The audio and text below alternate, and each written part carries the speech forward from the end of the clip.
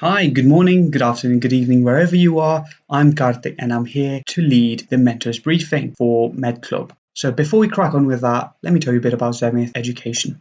So Zenith Education was established all the way back in 2017.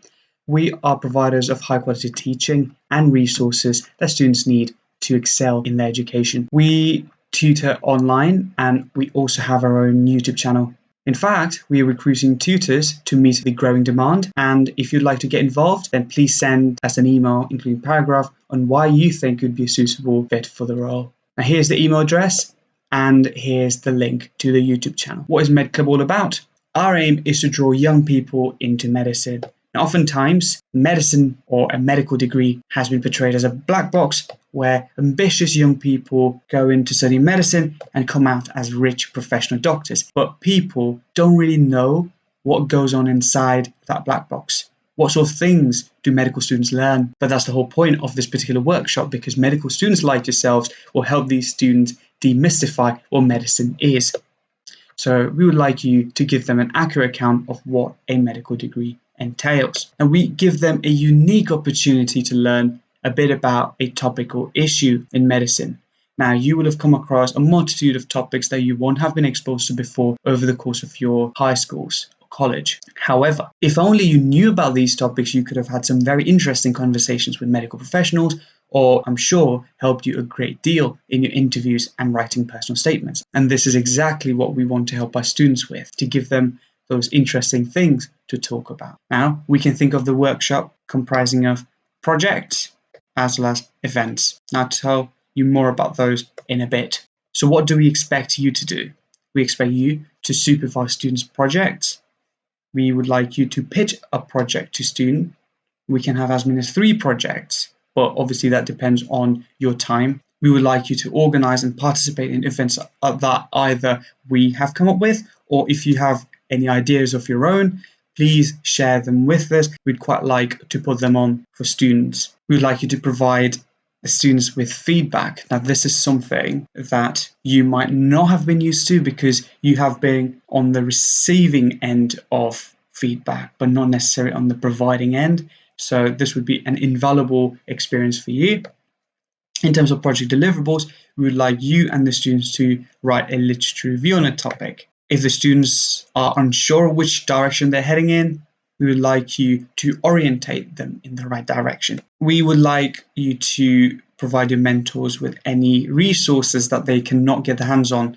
Now, a lot of the times, review and research articles are logged behind these authentication services. However, if you have any logins that you could use to access those articles and provide them to students, that would be very beneficial. Now, just a quick note about review articles. I'm not sure if you have come across these or read any of these. These are meant to be articles that compile all the research that is going on in a particular domain. You do not necessarily add any new information. So you do not conduct any novel research in order to write a review article. You just go and assimilate information and synthesize it into something that others can use to propel their research forward. Now, this is in contrast with research articles where you come up with original research and then you write it up in the form of a research article, thereby adding to the body of knowledge that exists in a particular field. We only expect you to come up with a review article. Now, what's in it for you? You'd gain experience in mentoring young people and the opportunity to inspire young people to get into medicine. By the means of this, you'll be able to develop project management and delegation skills, which are vital when you become fully fledged doctors. You would be able to improve your understanding of a topic of interest, as well as potentially publish the literature review. Now, obviously, the stuff that your students will come up with won't be enough to produce a literature review, or won't be detailed enough to produce a literature review. So if you have time of your own, you can invest some of that into this so that you can get it up to a publishable standard. I'll do everything in my capacity to help you get to that standard. And this will give you an opportunity to improve your time management skills because there will be a lot going on.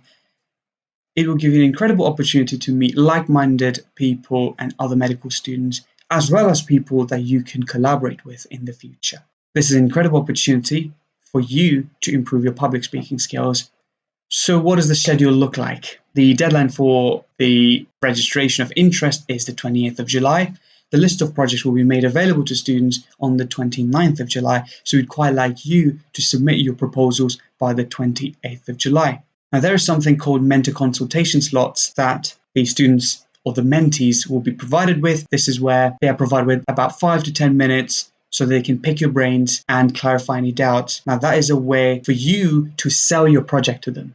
Now, you can have as many students as you like assigned to a particular project. Each of them can go away and focus on a very specific things. If you want to keep it broad, you can keep it broad. It's completely up to you how you decide to do things. We aim to run this for 2 months, but obviously if students are keen to carry on with that, then we can have that in place as well. So what kind of events do we envisage organising? One of them being scientific writing and academic English. So people might be used to writing English informally. However, the writing you do in a scientific context needs to be very formal. We want to help them find relevant and credible literature because quoting Wikipedia just won't do it.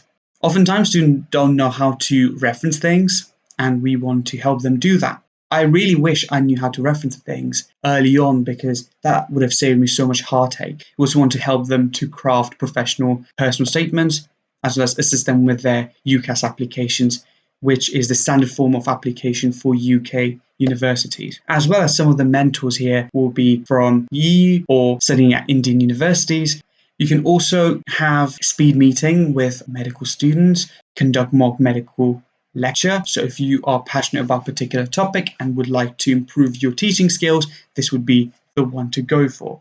As well as conduct mock medical interview so that they're able to prep for their medical applications. One of the questions that you might have is, what if you can't commit to the entirety of the program? Well, we urge you to try your best, but if you cannot, then try and pick a smaller project.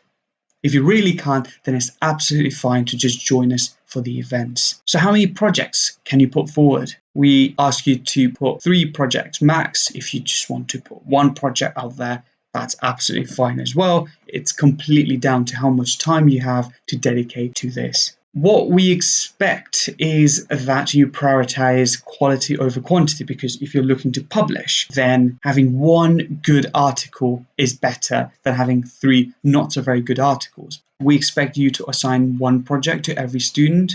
However, if that doesn't work out, then you can have multiple students for a project. So you should really try your absolute best to draw them into one of the projects that you've pitched.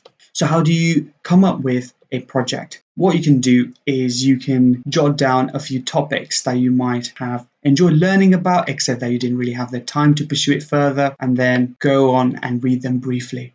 Now, after you've done that, you would want to eliminate a few of these topics, because quite frankly, given that we've only got 2 months, we won't have the time to go in depth in all of these. So come up with a maximum of 3, and then for those that you come up with, go and read them again, or go on and read some review articles. And if you feel that, these are the topics that you're no longer passionate about, rule them out. And then finally, settle on a few topics that you really are passionate about and would like to learn more. And that enthusiasm will shine in that project description that we would like you to come up with. So having those project descriptions encapsulated in a paragraph or 2 would really, really help. So you can talk about why is that piece of research necessary, what is currently provided in literature in that particular domain, what are the statistics, and what is missing that you wish to address. Now, obviously, you're not carrying out original research, but you just want to compare and contrast the literature that's already out there. I would like you to submit your research proposal using project proposal form, something that I've already sent out to a few of you.